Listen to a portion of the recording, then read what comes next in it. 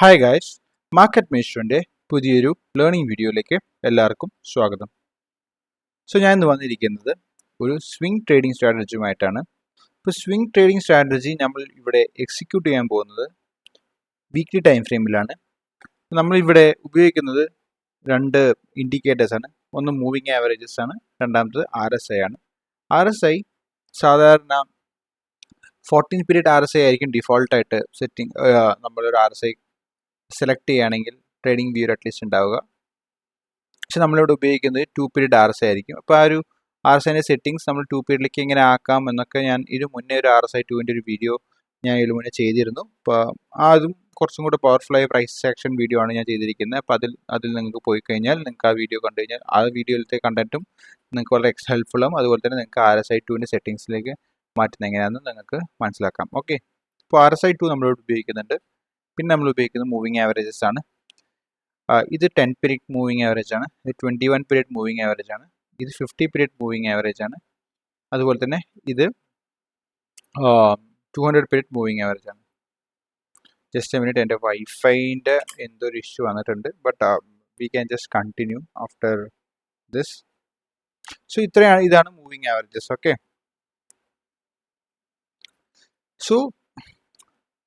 ഈ moving averages നമ്മൾ ഉപയോഗിക്കുന്നുണ്ട്.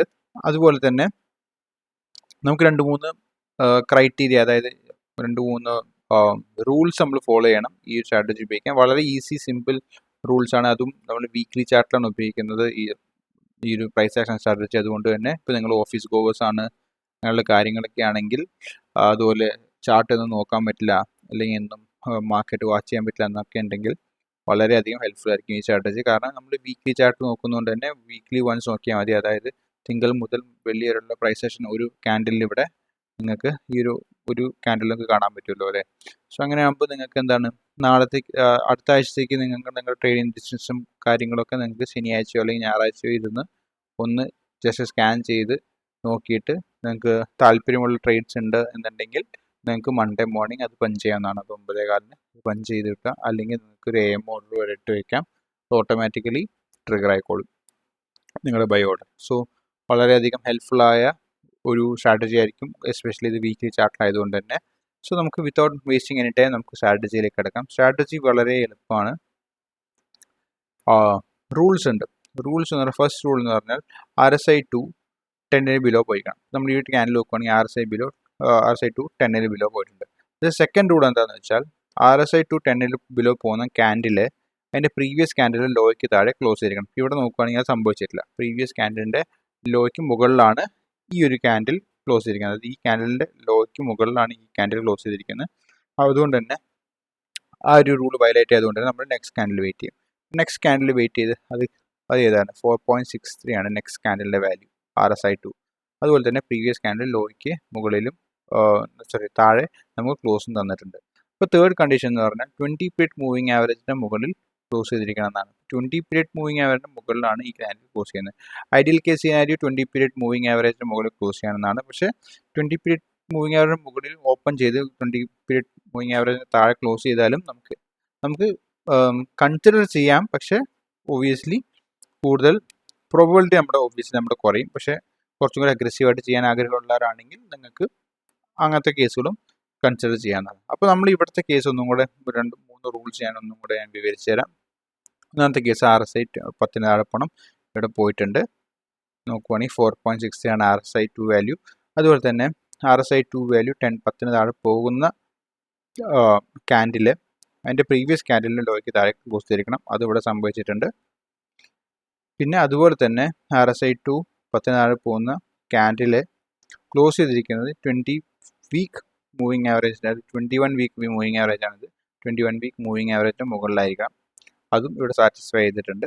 അപ്പം അങ്ങനെയാണെങ്കിൽ നമ്മൾ ട്രേഡ് എടുക്കുന്നു. നെക്സ്റ്റ് വീക്ക് ഓപ്പണിൽ നമ്മൾ ട്രേഡ് എടുക്കും. അതുപോലെ തന്നെ ഇതിൻ്റെ നമ്മുടെ സ്റ്റോപ്പ് ലോസ് 10% ഫ്ലാറ്റ് ആണ് വയ്ക്കുന്നത്. 10.60 വെച്ചിട്ടുണ്ട് എങ്കിലും കുഴപ്പമില്ല. 10% ഫ്ലാറ്റ് എടുക്കുന്നു. ടാർഗറ്റ്സ് നിങ്ങൾക്ക് 3, 4, 5 ഒക്കെ വയ്ക്കാം. ഇവിടെ നമുക്ക് ഓൾമോസ്റ്റ് 130% മൂവ് നമുക്ക് കിട്ടിയിട്ടുണ്ട് ഇൻ IFCI ലിമിറ്റഡ്. ഇതാണ് നമ്മുടെ സ്ട്രാറ്റജി. നമുക്ക് 1-2 എക്സാമ്പിൾസ് നോക്കാം. AS, AL, CBR, എസോ ആൽക്കഹോൾ ആൻഡ് ബ്രൂവറീസ്, റൈറ്റ്. ഇവിടെ നോക്കുകയാണെങ്കിൽ പെർഫെക്റ്റ് എൻട്രിയാണ് ഇവിടെ കിട്ടുന്നത്. നോക്കിയേ, 10 പീരീഡ് മൂവിങ് ആവറേജ് താഴെ നമുക്ക് ക്ലോസ് കിട്ടി. അതുപോലെ തന്നെ 10 പീരീഡ് മൂവിങ് ആവറേജ് താഴെ ക്ലോസ് അല്ല, RSI 210 താഴെ പോയിട്ടുണ്ട്. അതുപോലെ തന്നെ പ്രീവിയസ് ക്യാൻഡലിൻ്റെ ലോക്ക് താഴെ ക്ലോസ് ചെയ്തിട്ടുണ്ട്. അതുപോലെ തന്നെ ഈ 20 പീരീഡ് മൂവിങ് ആവറേജിന് മുകളിലാണ് നമ്മൾ ക്ലോസ് ചെയ്തിരിക്കുന്നത്. അപ്പോൾ നമ്മൾ ഇവിടെ എൻട്രി നമുക്ക് എടുക്കാവുന്നതാണ്.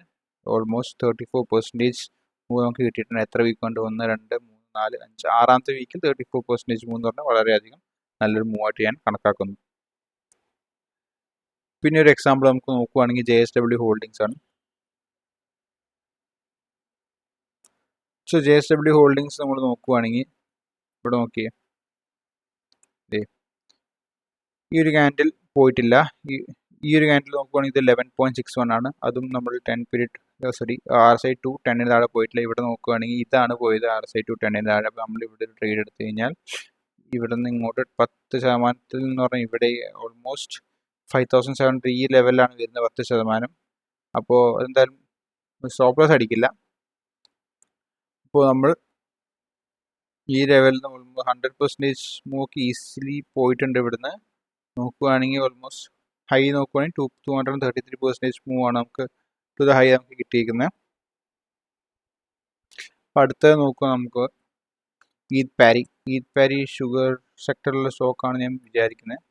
PRR ഈദ് പാരി നോക്കുകയാണെങ്കിൽ ചെറുതായിട്ടൊന്ന് ഇതിന് താഴെ ക്ലോസ് ചെയ്തിട്ടുണ്ട്, 20 പീരീഡ് മൂവിങ് ആവറേജ് താഴെ. അപ്പോൾ ഇത് നിങ്ങളുടെ ഡിസ്ക്രിപ്ഷനാണ്. ഓപ്പൺ എന്തായാലും 20 പീരീഡ് മൂവിങ് ആവറേജ് മുകളിലാണ് വന്നിരിക്കുന്നത്. അപ്പോൾ ഇവിടുന്ന് നിങ്ങൾക്ക് അത്ര സ്ട്രിഞ്ചൻ്റ് ആയിട്ട് നിങ്ങൾക്ക് ചെയ്യണമെന്ന് ഈ സ്ട്രാറ്റജി ഫോളോ ചെയ്യുന്നുണ്ടെങ്കിൽ എന്തായാലും 20 പീരീഡ് മൂവിങ് ആവറേജ് മുകളിൽ ക്ലോസ് ചെയ്യുന്ന സ്റ്റോക്സ് മാത്രം കൺസിഡർ ചെയ്യുക. അതാകുമ്പോൾ കുറച്ചും കൂടെ എന്താണ് വിൻ റേറ്റ് കൂടുന്നതെന്ന് ഞാൻ വിചാരിക്കുന്നു. പക്ഷെ നിങ്ങൾക്ക് അത് വിൻ റേറ്റ് കൂടുന്നുണ്ടോ ഇല്ല എന്നും കൂടെ നിങ്ങൾക്ക് ബാക്ക് ടെസ്റ്റും ഫോർവേഡ് ടെസ്റ്റും കാര്യങ്ങളൊക്കെ ചെയ്ത് നോക്കാം. സോ ഇവിടുന്ന് നമുക്ക് കിട്ടിക്കുന്ന മൂവ് 29% മൂവ് ആണ്. പിന്നെ PPL ഫാർമയിലേക്ക് നോക്കുകയാണെങ്കിൽ ഇതാ ഇവിടെ പെർഫെക്റ്റ് എൻട്രിയാണ് നമുക്കിവിടെ കിട്ടിയിരിക്കുന്നത്. ഒരു നമുക്കൊരു കുറ്റം പറയാൻ പറ്റില്ല എന്ന് പറയുന്ന പോലത്തെ ഒരു എൻട്രിയാണ്. ഇവിടെ നോക്കിയേ, RSI 7.58, അതായത് 10 താഴെ. ഈ ക്യാൻഡിൽ താഴെയാണ് ക്ലോസ് ചെയ്തിരിക്കുന്നത് ആ ക്യാൻഡിൽ. അതുപോലെ തന്നെ 21 വീക്ക് മൂവിങ് ആവറേജ് മുകളിലാണ് ക്ലോസ്. എൻട്രി ഇവിടെ 10% ആണ്. സ്റ്റോപ്പ് ലോസ് ടാർഗറ്റ് എത്ര? 100% മൂവ് വന്നു അല്ലേ. ഇത് സ്റ്റോപ്പ് ലോസ് അടിക്കില്ല എന്ന് ഞാൻ എവിടെയും അവകാശപ്പെടുന്നത്. സ്റ്റോപ്പ് ലോസ് അടിക്കാം, പക്ഷെ നിങ്ങൾക്ക് ലക്ഷ 10% നിങ്ങളുടെ അക്കൗണ്ടിൽ 10% എന്ന് പറഞ്ഞാൽ 10,000 രൂപയെന്ന് വെച്ചു. അപ്പോൾ നിങ്ങളുടെ അക്കൗണ്ടിൻ്റെ 10% അല്ല കേട്ടോ, നിങ്ങളിവിടെ റിസ്ക് ചെയ്യുന്ന പൈസ 10% എന്ന് വെച്ചോ. അതായത് 10% താഴത്തേക്ക് വയ്ക്കാൻ നിങ്ങളുടെ 10,000 രൂപ പോകും. അതാണ് നിങ്ങളുടെ റിസ്ക്. അങ്ങനെയാണെങ്കിൽ 10,000 രൂപയാണ് നിങ്ങൾ റിസ്ക് എങ്കിൽ നിങ്ങൾക്ക് റിവാർഡ് എത്രയാണ്? ഇവിടെ 100% നിങ്ങൾ ക്ലോസ് ചെയ്യുന്നതെങ്കിൽ നിങ്ങളുടെ റിവാർഡ് 1 ലക്ഷമാണ്. അപ്പോൾ ആ രീതിയിലാണ് നിങ്ങൾക്ക് ട്രേഡ് ചെയ്യേണ്ടത്. അപ്പോൾ നിങ്ങൾക്ക് അപ്പോൾ നിങ്ങൾ 10,000 രൂപ നിങ്ങൾ റിസ്ക് ചെയ്തിട്ട് 1 ലക്ഷം രൂപ ഉണ്ടാക്കി കഴിഞ്ഞ് കഴിഞ്ഞാൽ നിങ്ങൾക്ക് അടുത്ത 9 ട്രേഡ് ലോസ് ആയാലും കുഴപ്പമില്ലല്ലോ. അപ്പോൾ നിങ്ങൾ എന്താണ് ലോസിലേക്ക് പോകുന്നില്ല, നിങ്ങൾ അപ്പോഴും ബ്രേക്ക് ചെയ്യാൻ തന്നെ നിൽക്കുള്ളൂ. അപ്പോൾ 9 ട്രേഡും ലോസ് ആവുന്നല്ല അറിയുന്നത്, പക്ഷേ നിങ്ങൾക്ക് അത്രയും റിസ്ക് എടുക്കാം. അപ്പോൾ അതുകൊണ്ട് തന്നെ നിങ്ങളുടെ വിൻ റേറ്റ് കുറച്ച് കുറഞ്ഞാൽ കൂടി നിങ്ങൾക്ക് ഒരുപാട് നല്ല പ്രോഫിറ്റ്സ് ജനറേറ്റ് ചെയ്യാൻ പറ്റുന്ന ഒരു സ്ട്രാറ്റജിയാണിത്. Last stock is NIIT limited. നമുക്ക് നോക്കാം. സോ NIIT ലിമിറ്റഡ് പെർഫെക്റ്റ് അല്ലേ? നോക്കിയേ, 8.47 ആണ് ഇതിൻ്റെ RSI 2 വാല്യൂ.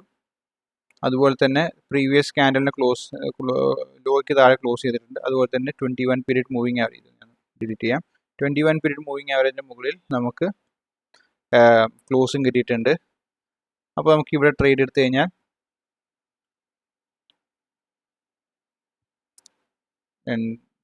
ഓൾമോസ്റ്റ് 50% നമുക്ക് മൂവ് വന്നിട്ടുണ്ട്. എത്ര? വെറും 4-5 വീക്ക് കൊണ്ട് 50% മൂവ് ആണ് വന്നിരിക്കുന്നത്.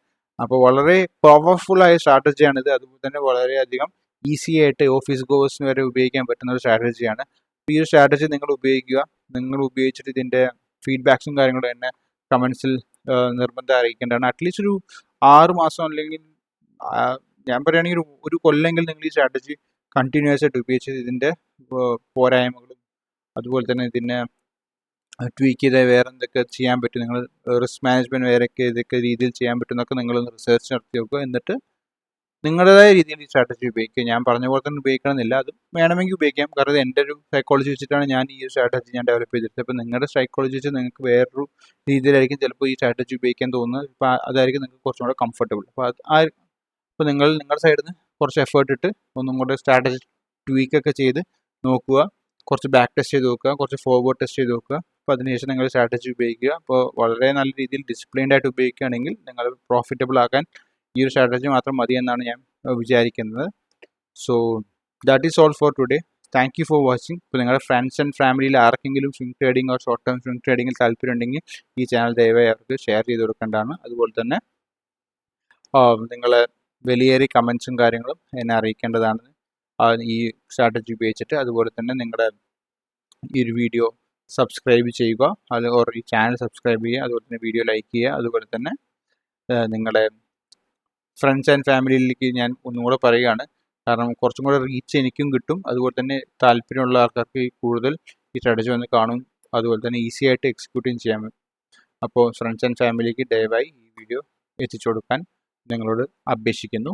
So thank you for watching. Happy investing and happy trading. By.